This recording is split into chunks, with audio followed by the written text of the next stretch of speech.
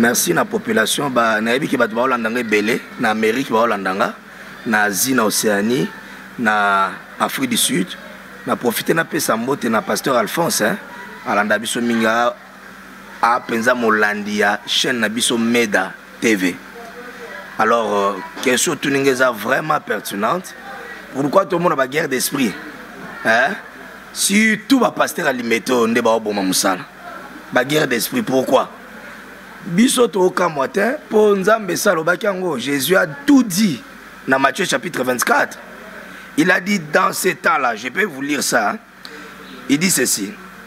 Dans Matthieu 24, Nazuka verset 6. Vous entendrez parler de guerre. Vous entendrez parler de guerre.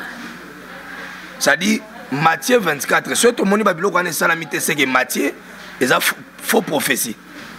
Il fallait tout le monde à Makambouana pour ton dire que Jésus soit un véritable prophète. Non choqué mutumo quoi na bisa bon ba pasteur ba oswana te. Ba photocopier ba pasteur nde ba oswana. Tous ba pasteur te tous comme prophète, comme pasteur original azali. Yesu yemo lo ba kutu tika blé na ivre kola. C'est quoi abi boko remarquer katango ekola moko bando bisa bambuma na ye. Les autres monde a un phénomène indica et ça le makamba libosote tout le monde va mis selekete ba bimi ba mpese ba bimi nyon so aneza ba signe où ils ont annoncé venir à Christ. Les long na lobela on église muto azotanga Daniel aloba que ceux qui lisent fassent attention.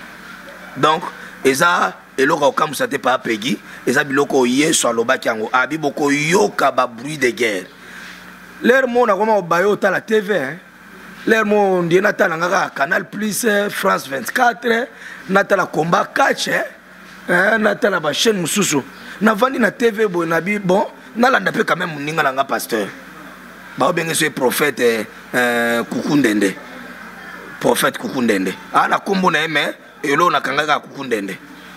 Prophète ana lobio makambo esa mana Russie na Ukraine. Et tali makamba basi n'attend de la fin. Ça n'a rien à voir avec le temps de la fin. Mais est-ce que basala nzambe bazotanga Bible? Daniel obi oyo akomona bilembo nyosa sala attention. Ngata na otala ezaka ba guerre ya ba pasteur te. Basine ezaka ba guerre te. Motema mabe. Ezaka moko basine. Bato ba koma égoïste. Eloko ekabola bango eza mbongo, gloire, succès na koma lokola ye. Na tonga lokola ye na zana luxe lokola ye so na koti na voiture ba fungelanga porte loko ebo mabango ngwana et puis nana yebisio que église ezana baté belende église ekendelola la plus grande église oye sauva mokili mobimba ezaki na ba membre combien 12 disciples Yesu azali pasteur il y a 12 disciples et puis ba gagner mokili mobimba mukolo oyo bolingo kozwa place orgueil érotique. Donc, son moni pasteur a fini pasteur. On a critiqué eux. On a dit que nous avons un ping-pong. Na vandi na TV na posa otala ba chaîne na biso ezate. Na vandi ka na TV ka bango no speka ba bata limeta. So ba bani na première ba yo succès biso il y a 18e na monanité. Bango no ska na limeta. Na vandi na TV na landa quand même ndambo. Et vous savez, j'ai les audios ici hein. J'ai les audios ici. D'ailleurs, un homme de Dieu, ce n'est pas le peuple qui l'a appelé. C'est Dieu qui l'a appelé. Jérémie a dit depuis le sein de ta mère. Je t'avais choisi. Je t'avais mis à part. Donc, on le mettait en azui. Il y a le mettait en communal. Oh, wana. Azui. Abandon le bao. Azala vidéo. Azala audio. Et l'autre a boy ko ebisa biso. Azwa ki ba audio en wapi. Il faut que source parce que vous savez, monsieur le journaliste, information faut la traiter. Il faut en avoir source fiable. Il paraîtrait que les gens wakala ne pas peser information. Ce qu'on a monté à audio, n'a osé pas les camps. Monta par phasate. L'apôtre Paul a dit nous courons vers la perfection. Ça dit to bunda poto bonga. Même nangam tu n'aurais pas sabino makamona parfait.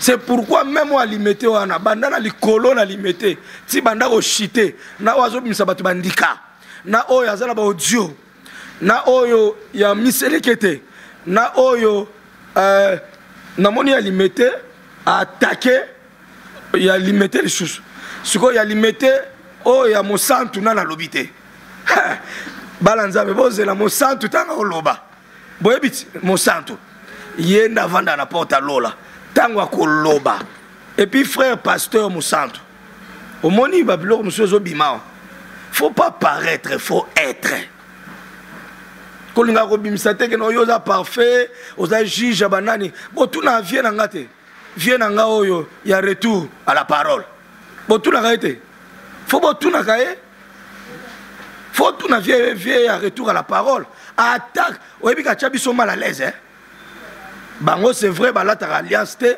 macha batu mal à l'aise o le kabo divorce ozonga bo divorce matin na yemo ko koteleti na église nie campagne des insustés oyebi nzamba zo sala makamba bon pona kolakisa nini que c'est seul Dieu qui est parfait c'est seul Dieu qui est le saint juste na bato ba ocha ba commenter mutabonga zate ozomona donc ba guerre ozomona ezaka la réponse à mon que les gens manquent l'amour là où il y a l'amour on se supporte c'est vrai zana o mususa limete wana comme on est o limete wana alors bien zana vidéo ya azana ba audio ya o mususu wana bango na bango bana ba limete na comprendre te et comme guerre ba limete donc il y a bien zana ba audio siko azo finga abia tangi kombo temeto yebi nani azolobela so tuninga question na ba guerre tu fais allusion na o limete alobaki na bisoto vanda jeudi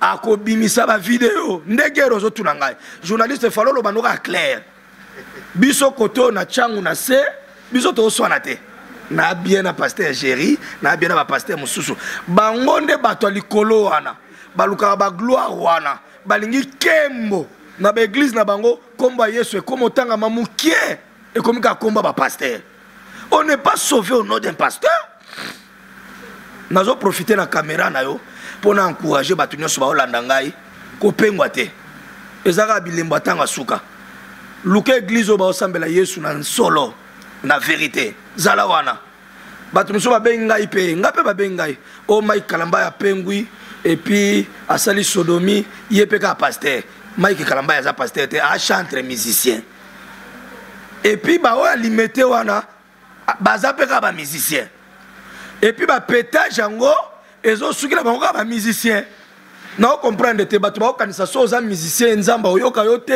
faut comme ba pasteur botangela nga est-ce que boyoki comme pasteur kelani kuna est-ce que boyoki kombo ya pasteur kelani kuna non baka ba ba so na musique esimba te ayo vendre masolo comme pasteur pour comme pasteur faut ba benga yo j'encourage les enfants de Dieu qui me suivent de partout les lois la pèse conseil l'église na pèse payo yo mtozo landanga de partout Amérique Asie tout ça là gardez la foi na sima ba pasteur nyoso ba guerre wana derrière et c'est le diable pasteur olobi diable oui na obi diable Yesu azomata aokende pas tata siko azoyebisa bato eloko ezobangisa Yesu ya ba mituka na bango te eloko ya bangisa Yesu ya ba bilamba na bango te abi est-ce que soka zongi trouvera-t-il la foi eloko nini bako sala pour kondima batekende il faut ka ba mitakala il faut ka pétage il faut ka pasteur comme coopéra il faut ka pasteur ona lobela Yesu abando lobela héritier watanabe héritier za mwana nzambe mais pasteur ana devoir te lobela héritier ana devoir te lobela wera ana devoir te lobela wera za na ba porte parole na ye donc yo pasteur tikela sankara musala na ye. Ce que je peux dire aux enfants de Dieu, gardez la foi, persévérez dans la prière. Et ce que je peux conclure, 1 Corinthiens chapitre 13, l'amour de Dieu pour Yesu Ozong. Ezabi le monyon soit tango na suka guerre ici ba pasteur ko swana e bon mitakala mikolo to yeba te anane robima suko nga lingaki RDC to gagner pour ko gagner wana elingo longola na ba réseaux sociaux ba mitakala to sali sous 1-1 mais heureusement tout ça 1-1 ba to ba donc je peux dire à tous les gens qui nous suivent gardez la foi bokinda ba église pour na ba pasteur te bokinda église pour na sauver ba âme na bino et puis na yoki na ba télévision ba lobi ba lingba kanga ba église ba mekana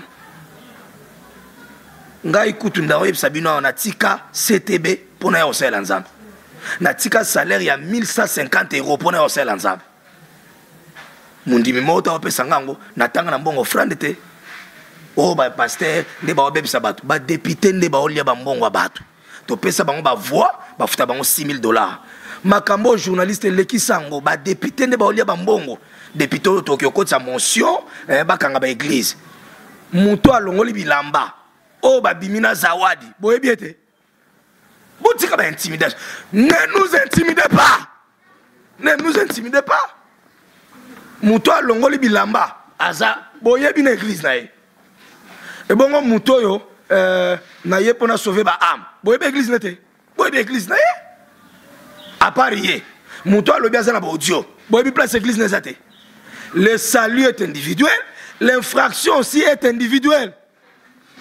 Na ba catholique ba pédophile bazali na ba kimbangiste bazali et bon na gouvernement bazali et bon na ba wenze bazali nano yokate monsieur le journaliste na mboka na biso oyo mwana mwasi na biso akiruluka musala ake pas DG ba pratique nyo se salami bien bora suka ils font pas quoi ba kuluto eleka donc moi na zama yele mais pour aller kana poste na foba na DG donc mboka mobimba to bongo na motema yesu amusikate. Revenez à l'Éternel, revenez à l'Éternel. Bana nzambe nyoso ba olanda ngai makamba mike bo sambela pona mike kalambai ata simba ikisi aga mwana nzambe banzembo ne bikisa biso banzembo ne pambola biso bo sambela pona ye to bambe mabanga te to sambela pona ye naza contre tous les pasteurs oyo oya fingi oyo oya fingi oyo oya fingi oyo ba pasteur alimete boyoka na kobo a quartier moko boyoka na faites la paix.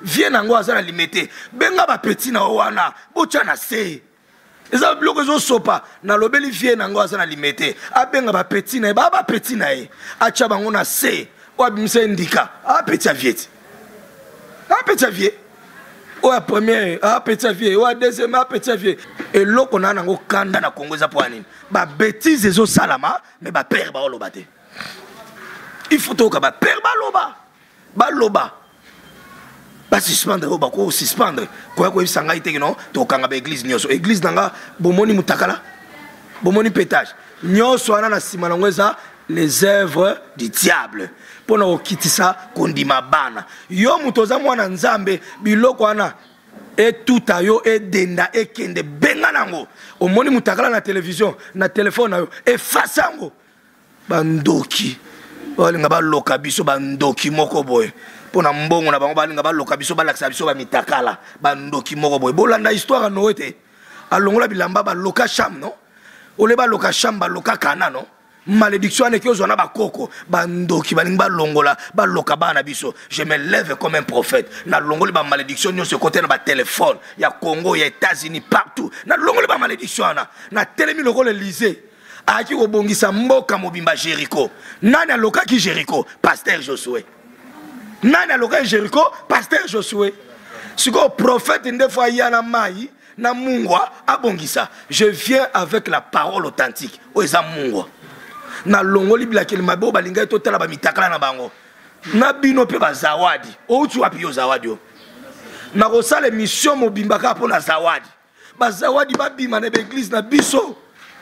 Boya osala la promotion à vaseline biso tolinga batu ba huile d'olive yo eli biso ba vaseline zawadi tu seras maudite mutu wana oya se retirer na makambo na nzambe Mike Kalambai a osenga pardon aux États-Unis a sengi biso ba pardon ngape na limbise nan na oki pardon zawadi te nan na monate moi sa kanza boy alors ba ezaki première fois na ngaba sala nga recto verso ezaki première fois na a okanisa beta maboke ezaki première fois na ngaba sala nga recto verso tant ba sali na verso siko makile bimi ozo ka sonite biso to ba bantu bana biso ba simba ba téléphone na biso ozo laksa biso mitakala ozo modir biso yo moko malédiction zongela yo et puis azolo baza femme mariée na biso ba bantu. Le corps d'une femme est sacré. Beaucoup condamné Mike Ndebo Lingi, mais mon condamné pesa moi si wana. Ata ba ibisa ki obasala au recto verso. Yoko boyate. O yoki bilengi yo moko. O kangi ba photo yo moko. Siko ba tutu na bino biso na telemi loko la prophète. Malédiction balanga ba tchana mboka Kongo na longoli yango. malédiction nga ko ta monde pour dans kotala mitakala na bango na longoliam au nom de Jésus-Christ Mungu wa véritable eza maloba na Nzambe et annuler malédiction nyonso wana na combat Jésus-Christ. Amen. Qu'est-ce que vous allez retenir na direct on a sali? Bon, retenir que vous devez garder la foi. Jésus n'est plus loin. Il est en train de revenir. Quand il partait, il disait, est-ce que quand je reviendrai, trouverait-il la foi? C'était ça sa peur. C'est-à-dire, comment faire pour détruire la foi? On doit attraper les bergers et les brebis seront dispersées. C'est la parole de Dieu. Et toi qui vois ces choses, fais attention. N'abandonne pas ton église. Accroche-toi à ton pasteur, à ton église, à la parole de Dieu.